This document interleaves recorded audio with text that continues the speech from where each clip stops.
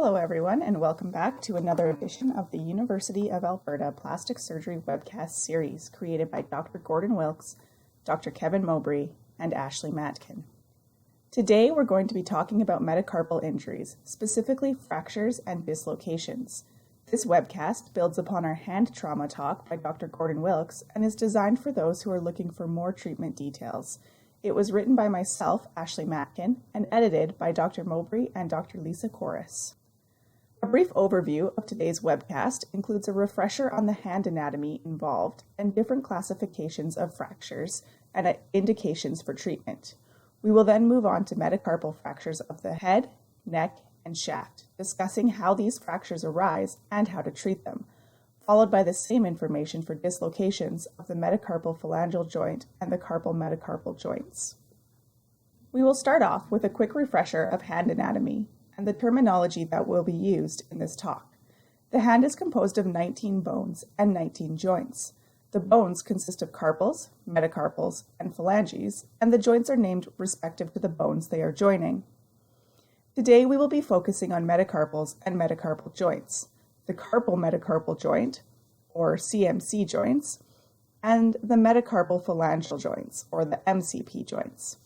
The MCP joints are stabilized by a volar plate, which is essentially a thick ligament that limits extension, and collateral ligaments, both proper and accessory. Proper collateral ligaments are thick ligaments that provide joint stabilization. They join the head of the metacarpal to the base of the proximal phalanx. Accessory collateral ligaments are thinner and run more vertically from the head of the metacarpal to the volar plate. These ligaments stabilize volar plates. Also of note are intermetacarpal ligaments, which are thick ligaments that attach adjacent to metacarpal bases and MCP joint volar plates to provide stability to metacarpals. It is of note that the CMC joints of the fourth and fifth, or ring and small fingers, are more mobile than those of the second and third, allowing for increased grip strength.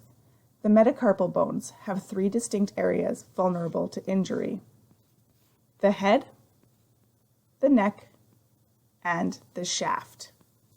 When a patient presents with a hand injury, it is important to gather a history related to the use of the hand. Some important questions to ask are the age and handedness of the individual, as this may affect the patient's compliance with rehabilitation. The time and mechanism of injury are important factors in deciding how to treat, especially as most reductions become more complicated as time since the injury lengthens. Knowing the patient's occupational or vocational status will help you determine when they can return to work, and knowledge of previous hand trauma may affect treatment and recovery times. Tetanus status is especially important in open fractures. In order to correctly diagnose a hand fracture, the physical exam and radiology are essential. On physical exam, examine for tenderness, edema, deformity, neurovascular status, this is important when deciding on what type of reduction to perform, and associated lacerations. Obtain both pre- and post-reduction x-rays from PA, lateral, and oblique viewpoints to get a clear view of the injury and the reduction. The Brewerton view is also important in diagnosing metacarpal fractures. In this view, the patient's metacarpal phalangeal joint is flexed 65 degrees with the dorsum of the fingers lying flat on the x-ray plate. The tube angle is 15 degrees in ulnar to radial direction. When encountering hand fractures, it is important to have clear treatment goals. Maximizing function and minimizing deformity will improve the patient's quality of life. Similarly, to avoid surgical complications and risks, only choose operative treatment if its outcome is better than that of non-operative treatment. It is important to reduce and stabilize fractures in a way that will be maintained following the removal of splints or K-wires, and ensure the patient understands the need for rehabilitation to restore hand function. If you choose to treat operatively, ensure the open reduction internal fixation is stable enough to allow early motion to avoid loss of function. We will now be talking specifically about fractures of the metacarpals, followed by discussion of joint injuries. There are three common locations for fractures to occur in the metacarpal: the head, the portion of bone that articulates with the joint, the neck, which is just below the head, and the shaft. The decision to reduce a fracture with or without fixation, operatively or externally, relies on a number of factors, including the classification of the fracture. Open fractures are either accompanied by an external wound leading to the site of the fracture or are fractures in which bone fragment protrudes through the skin. Closed fractures do not involve external wounds. Articular fractures involve the joint of the bone. This figure here demonstrates some different classifications of articular and extra-articular fractures. As you can see, they can be displaced when a fragment of the bone shifts away from its anatomical position, or non-displaced. Extra-articular fractures occur just outside of the joint area, while intra-articular fractures are those that occur within the portion of the bone involved in the joint. When the bone is splintered or broken into pieces, as you can see in this X-ray image, this is known as a comminuted fracture. As discussed, displaced fractures are those in which the bone ends have been displaced from their normal positions. They are generally unstable once returned to their normal positions if they are not fixated. In a transverse fracture, the fracture line is at a right angle to the long axis of the bone. The fracture line of a spiral fracture follows a helical line along and around the course of the long bone, as demonstrated in the image on the left. In oblique fractures, the fracture line runs at an angle, obliquely, to the long axis of the bone. Whenever possible, you should choose to reduce fractures with a closed technique. There are certain situations, however, when open reduction with internal fixation is indicated. If the fracture is not reducible with the closed technique, proceed to open reduction. Open fractures should be reduced operatively as well. Similarly, if the fracture is intra-articular, pathological, associated with a soft tissue injury, or in the setting of a polytrauma, open reduction internal fixation is appropriate. More indications for open reduction internal fixation include malrotation, segmental bone loss, a need for reconstruction, or multiple hand and/or wrist fractures. Some complications that can follow a metacarpal reduction include infection from the surgical site, non-union or malunion of the fracture site, and loss of motion. Non-union occurs when the fracture site fails to heal following fixation. In malunion, the fracture site heals, but it does so in an inappropriate way. In angulated malunion, the bone heals at an angle. This can result in pseudoclawing, which is a painful prominence in the palm. Malunion can also result in rotational deformities, which will decrease the patient's grip strength and cause scissoring of the fingers. Another form of malunion is shortening. This occurs in crushing and severe comminution fractures. Fractures of the metacarpal head are usually caused by an axial load or the crush of a clenched fist. They can also occur simultaneously with an MCP joint dislocation. These fractures are usually intra-articular, which means they occur within the portion of the joint where the metacarpal head articulates with the phalanx. Metacarpal head fractures are actually very uncommon fractures. When they do occur, however, they are usually comminuted and usually occur on the second metacarpal. Note that this image is a comminuted fracture of the third metacarpal head. Although intra-articular comminuted fractures are the most common fracture type of the metacarpal head, there are other ways in which this part of the bone can fracture. Epiphyseal fractures can occur extra-articularly, and these fractures are non-displaced. Ligamentous avulsion fractures occur when a piece of the metacarpal head is torn away from the ligament. These fractures can be either displaced or non-displaced. Osteochondral slide fractures are intra-articular fractures involving both the bone and the cartilage. Treatment of metacarpal head fractures is highly individualized to each specific injury. If the fracture is non-displaced and stable with less than 25% of the joint surface involved and less than 1 millimeter of articular step-off, then non-surgical treatment is ideal. These fractures can be splinted for 3 weeks, followed by gentle range of motion exercises for an additional 3 to 4 weeks. The splint shown here is an ulnar gutter splint. This is for use with injuries of the 4th and 5th metacarpals. This splint is typical for a metacarpal head fracture. For simple fractures of the metacarpal head with more than 25% of the joint surface involved or more than 1 millimeter of articular step-off, surgical treatment may be required. Treatment with interfragmentary screws or mini-condylar plates provides ideal support. K-wires can be used, but the headless screws offer more rigidity for early mobilization of the joint.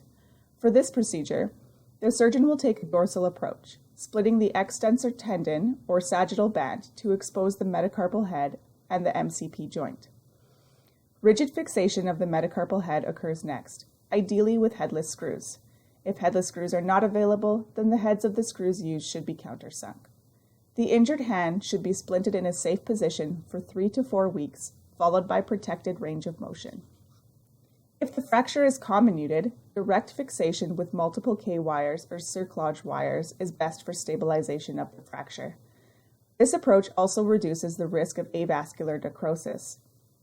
External fixation can be done on a comminuted head fracture if the proximal phalanx is also fractured, or if there is extensive soft tissue loss. If the fracture were unstable, it should be immobilized for 3 to 4 weeks, followed by protected range of motion. Patients of stable fractures can begin range of motion immediately following fixation.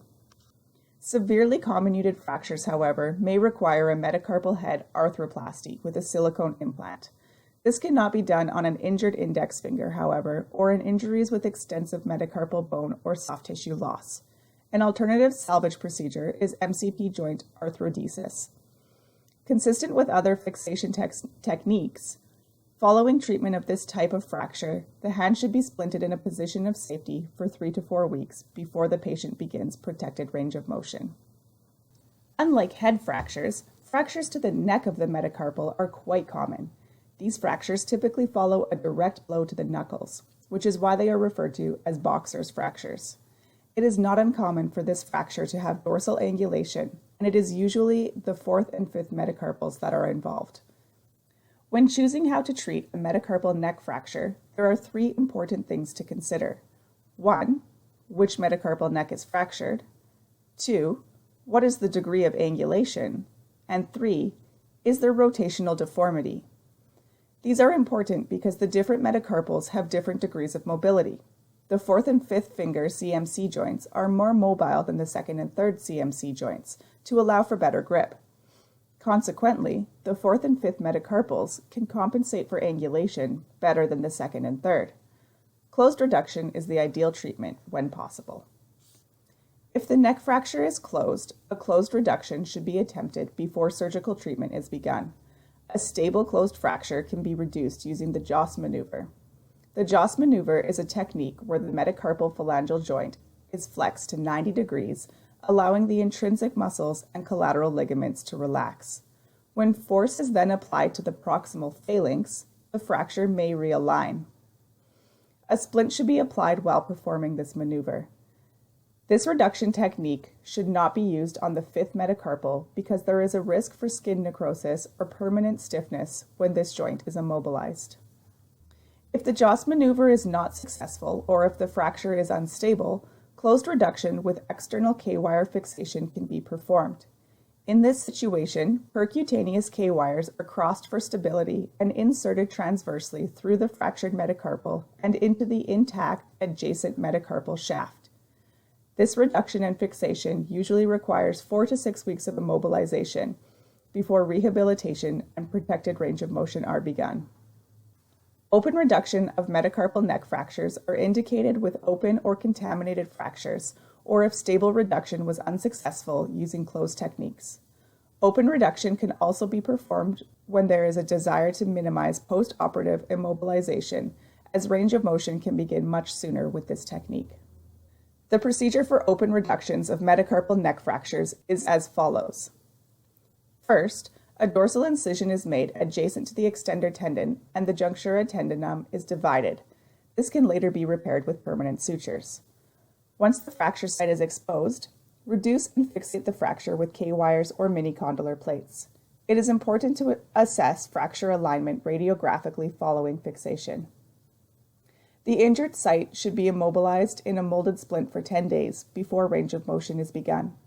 This is much sooner than the 4 to 6 weeks of immobilization following closed reduction, so if there is a concern about loss of motion in the hand, open reduction is a better choice. Transverse fractures of the metacarpal shaft are commonly caused by an axial load through the metacarpal head of a clenched fist, similar to a metacarpal neck fracture. They can also be caused by direct trauma. Spiral or oblique metacarpal shaft fractures occur following excessive torsional force. When approaching a metacarpal shaft fracture, it is important to check for and correct rotational malalignment. Operative treatment of a metacarpal shaft fracture is indicated when there is malrotation, shortening, or angulation. The image on the left shows malrotation, or scissoring of the fingers caused by a spiral or oblique metacarpal shaft fracture. Dorsal angulation is demonstrated in the image on the right. As the different metacarpals can function with varying degrees of angulation, the amount of angulation and the metacarpal involved are both important in indicating open reduction. As the second and third metacarpals are more rigid than the third and fourth, any angulation at all in these metacarpals is an indication for open reduction. More than 20 degrees of angulation in the fourth metacarpal and over 30 degrees in the fifth are also indications for open reduction. Shortening often occurs in comminuted fractures, and it is important to fix these fractures thoroughly with open reduction and fixation to avoid shortening. It is important not to overtreat metacarpal shaft fractures, as this can result in a reduced range of motion and additional injury of the soft tissue in the hand. Most of these fractures can be reduced externally and immobilized in a plaster cast with the wrist extended at 30 degrees, the metacarpal phalangeal joints flexed at 80 to 90 degrees, and the interphalangeal joints extended. Keep this cast for 2 to 3 weeks. This cast is known as a clam digger cast. Occasionally following close reduction, a metacarpal shaft fracture will require percutaneous pinning fixation. In this situation, it is important to bury the pin to avoid impairing extensor tendon function. If the fracture is still unstable after closed reduction is attempted, then open reduction is indicated. Open reduction is also indicated in open fractures of the metacarpal shaft and when there are multiple metacarpal shaft fractures. This can be multiple fractures on the same metacarpal or fractures on multiple metacarpals, as seen in this image. The technique for an open reduction of the metacarpal shaft is similar to that of the neck fracture. A dorsal longitudinal incision is made adjacent to the extensor tendon along the line of the metacarpal, or between the two metacarpals if there are fractures on two adjacent bones. The juncture tendinum must then be divided.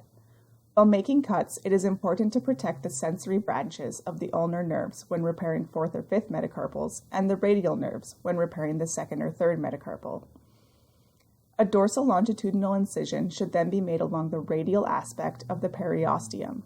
This incision should be off-center from the skin incision.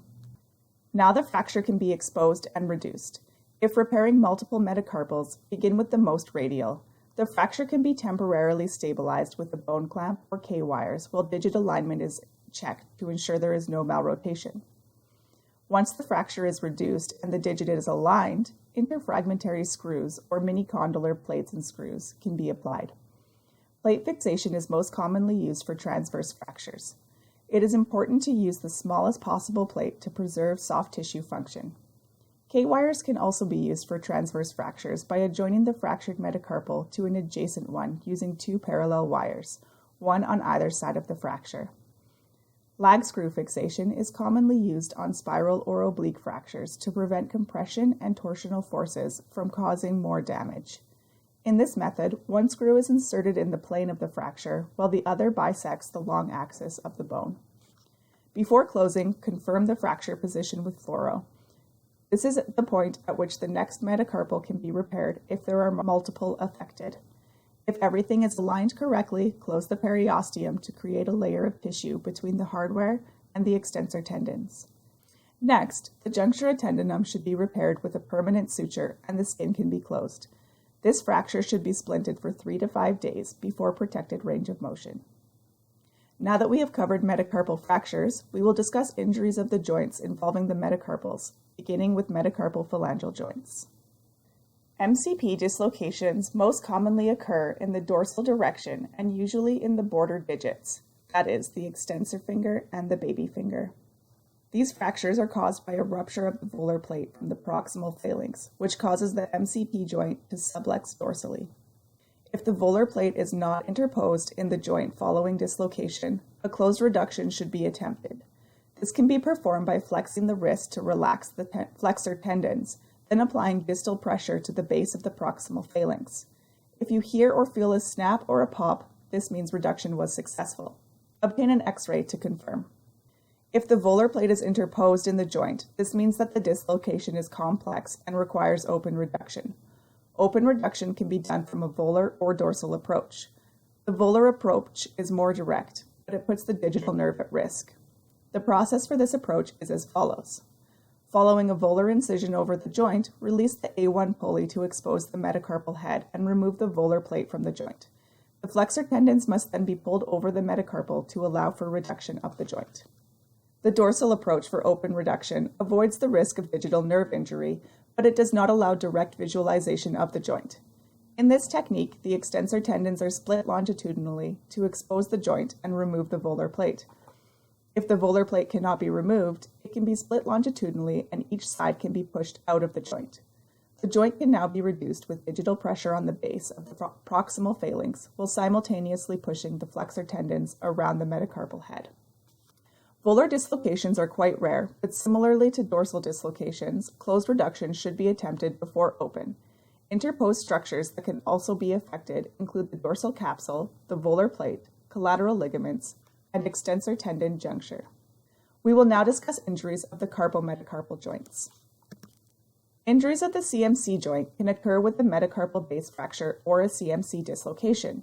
They usually involve the ring and the small fingers, although sometimes the capitate and hamate are also involved.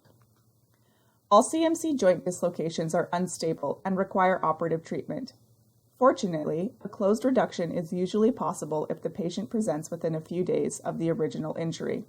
Delayed presentation of the injury usually requires open reduction. Fixation, whether reduction is closed or open, usually involves the insertion of K-wires across the CMC joints and transversely through the metacarpals for stability. The wires should remain in place for 4 to 6 weeks, followed by careful range of motion with splint protection. We will finish off this session with a discussion of thumb injuries, which are a little different than the typical metacarpal injuries. The most differentiating factor of the thumb from the metacarpals is its rotation in 3 planes: flexion and extension, pronation and supination, as well as abduction and adduction.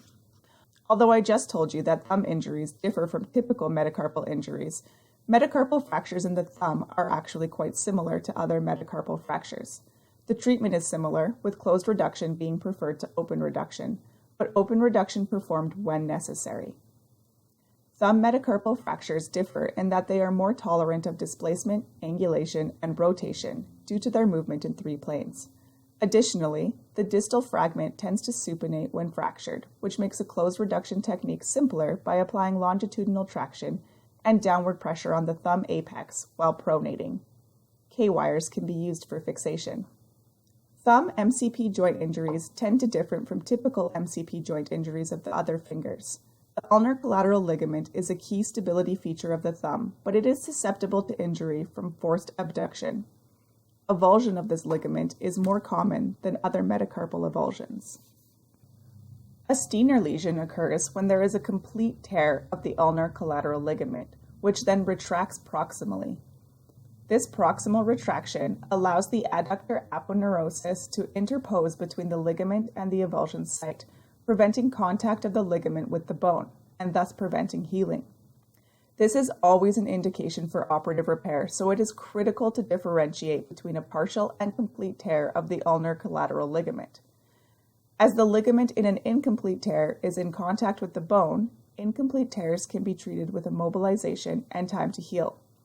Unfortunately, there is no absolute criteria for the differentiation of complete and partial tears. One can look for MCP joint swelling and tenderness ulnarly and compare flexion and extension with the uninjured thumb. There may also be a palpable mass on the ulnar side of the MCP joint. An acute UCL tear repair can be performed under general or regional anesthesia, and a tourniquet should be used. This procedure should be started with a straight or a lazy S incision from the ulnar base of the proximal phalanx to the dorsal aspect of the metacarpal head. While next spreading the tissue to the level of the adductor aponeurosis, it is important to identify and protect the cutaneous branch of the radial nerve. To assess for a Steiner lesion, identify whether the UCL is proximal to the adductor aponeurosis. If it is, this is indicative of a Steiner lesion. If a Steiner lesion is identified, you will need to reveal the base of the proximal phalanx through the adductor aponeurosis.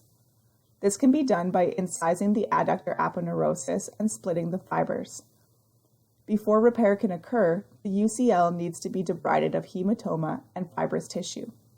The joint can also be opened and irrigated to remove hematoma. Once everything is clean, the repair site in the joint can be identified. If there is a large bony fragment avulsion, it can be reduced and fixated with a K-wire or interfragmentary screw before the ligament is reattached. If the bony fragment is small, it can be excised and the ligament can be attached to the avulsion site. To attach the ligament, place a suture anchor at the avulsion site and suture the ligament to the bone. Next, the adductor aponeurosis needs to be repaired, followed by closure of the skin. Following the procedure, a thumb spica can be applied to the patient for 1 week, leaving the interphalangeal joint free. After 1 week, the spica can be replaced by a short arm cast for a further 3 weeks. While in the spica and cast, interphalangeal joint motion should be encouraged to prevent extensor tendon adhesions. Rehabilitation includes range of motion and working on pinch strength. The final motion of the injured hand should be 80% that of the uninjured hand, with a pinch strength at 90% of the uninjured hand. As with all hand injuries, these lesions are easier to fix when the patient presents acutely. After time, scar tissue builds up on the ligament, and the portion of it that cannot be used for repair gets larger, resulting in the potential need for a reconstruction. Reconstructions can be dynamic, with a tendon transfer or an adductor advancement, or static via a graft to create restraint to radial directed stress. We will not discuss the procedure of graft reconstruction in detail. Post-operative care following a graft is similar for the care following acute UCL tear, except that it takes more time. The joint should be immobilized for 6 weeks before rehabilitation begins, and pinching should be avoided for 12 weeks. Unrestricted movement can begin at 4 to 5 months. The final motion of the thumb following a tendon graft is between 70 to 80% of normal, but the slight loss of motion can be compensated for at the CMC joint. Like the MCP joint in the thumb, the CMC joint allows motion in more planes than the CMC joints of the other metacarpals. The thumb CMC joint can abduct and adduct, as well as pronate and supinate. Its major stabilizers are the anterior and posterior oblique ligaments, the anterior and posterior intermetacarpal ligaments, and the dorsal radial ligament. Isolated dislocations in the CMC joints of the thumbs are much less common than fracture dislocations, such as Bennett and Rolando fractures, which will be discussed. Bennett fractures occur when a flexed metacarpal receives an axial load, causing a fracture dislocation of the thumb CMC joint.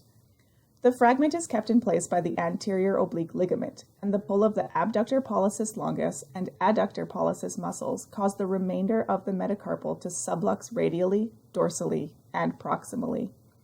When treating Bennett fractures, the goal is to restore articular congruity to the base of the thumb and to restore joint stability. Bennett fractures can sometimes be reduced with longitudinal traction on the thumb while supplying pressure on the metacarpal base and pronating the hand. If alignment is maintained, the reduction does not even require fixation. If alignment is difficult to maintain, however, the reduction can be fixed with K-wire placement through the metacarpal base and into the trapezium or trapezoid. Alternatively, the K-wire can be placed through the thumb metacarpal into the index metacarpal. The thumb should then be immobilized in a spica with the IP joint free for 4 weeks, followed by 4 more weeks of protective splinting. When open reduction is necessary, a Wagner incision can be made at the junction of the glabrous and non-glabrous skin extending from the mid-metacarpal to the region of the flexor carpi radialis tendon. The thenar muscles can then be reflected subperiosteally, followed by incision of the capsule to expose the joint, which can then be irrigated to remove any hematoma. Next, reduce and stabilize the fracture with small screws or K-wires. If small screws are used, the patient can have a removable splint and begin motion 7 days from the procedure. Rolando fractures are any comminuted intra-articular fracture of the thumb metacarpal base. They tend to have a Y or T-shaped fracture pattern in the base. These fractures are very similar to Bennett fractures, with the difference being that Rolando fractures are comminuted, making alignment of the articular surface more difficult. The treatment goal for Rolando fractures is the same as with Bennett fractures: to restore articular congruity to the base of the thumb and to restore joint stability. Similar to Bennett fractures, treatment options for Rolando fractures include closed reduction with percutaneous pinning for fixation or open reduction with internal fixation. Percutaneous pinning should stabilize the thumb metacarpal to the index metacarpal. Internal fixation should be conducted with screws. It is important to note that open reduction of these comminuted fractures can lead to devascularization of the small fracture segments. If there is extensive comminution, a bone graft may be required to assist with healing. That's it for today. I hope this has been helpful and informative, and thank you for listening to our Metacarpal Injuries webcast. You can find more webcasts, including one on phalangeal injury, on our site.